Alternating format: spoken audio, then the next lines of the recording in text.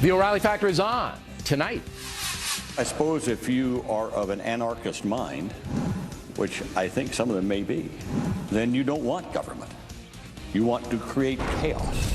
And there is chaos because of Obamacare, as Congress fights bitterly over the new health care law. We'll take it step by step tonight, telling you who the good guys are and who the bad guys are. Some of this Tea Party anger is racist. Having a non-black person on the ticket will diffuse it. Once again, a pundit playing the race card in presidential politics.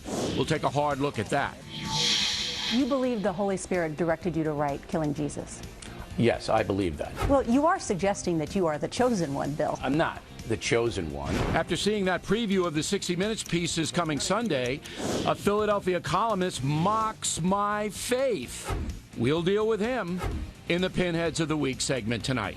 Behold his mighty hand. Caution. You are about to enter the no spin zone. The factor begins right now.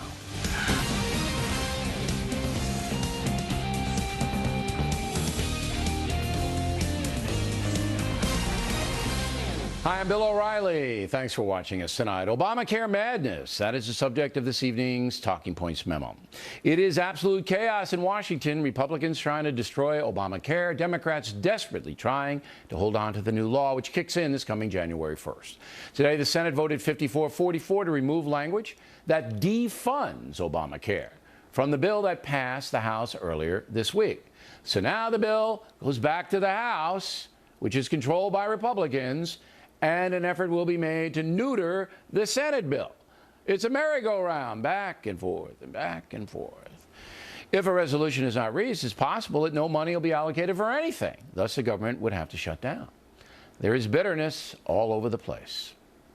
And now you want to threaten to not only shut down our government, but to blow up the world economy unless we go back and undo what we did according to the processes of our democracy? How dare you?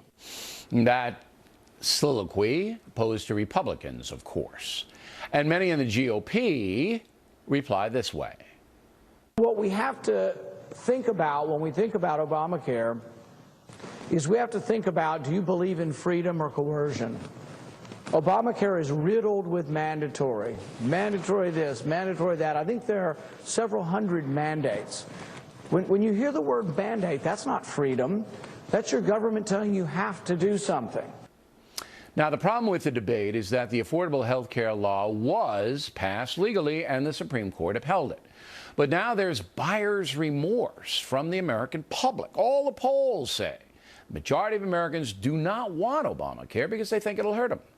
And initial evidence says that may be true.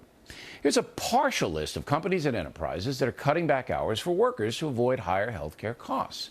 Walmart, Trader Joe's, Subway, SeaWorld in San Diego, Dave & Buster's, Land's End, White Castle, Taco Bell, Burger King, Home Depot, Wendy's, Five Guys Burgers, and even the Sesame Place theme park in Pennsylvania.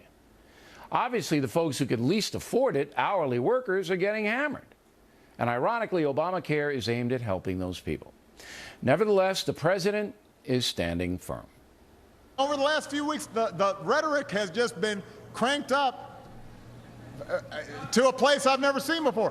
One congressman said that Obamacare is the most dangerous piece of legislation ever passed. Think about that.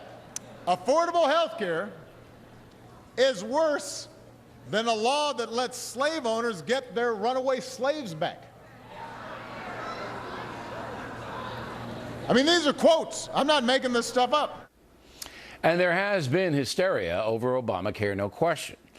But it's not just on the right, Mr. President. Many of your supporters have entered the land of lunacy. We're not going to bow to Tea Party anarchists who deny the mere fact that Obamacare is the law. We will not bow to Tea Party anarchists who refuse to accept the Supreme Court ruled Obamacare to be constitutional. We are for cutting spending. We're for reforming our tax code. We're for reforming our entitlements. What we're not for is negotiating with people who have a bomb strapped to their chest. That bomb would be denying funding to the government, thus shutting it down. Talking Points believes there should be a compromise. Senator Joe Manchin, Democrat from West Virginia, says he would support a one-year delay for folks who do not want to be forced into the Obamacare arena. But the truth is that the Senate and the president will never give up the whole deal. They're never going to do it. And so if a compromise is not reached, the government could essentially shut down. That would tank the stock market, affect our military people fighting overseas, and break down essential services across the board. In effect, Washington would become Detroit, a place completely out of control. And there are some Americans who don't care.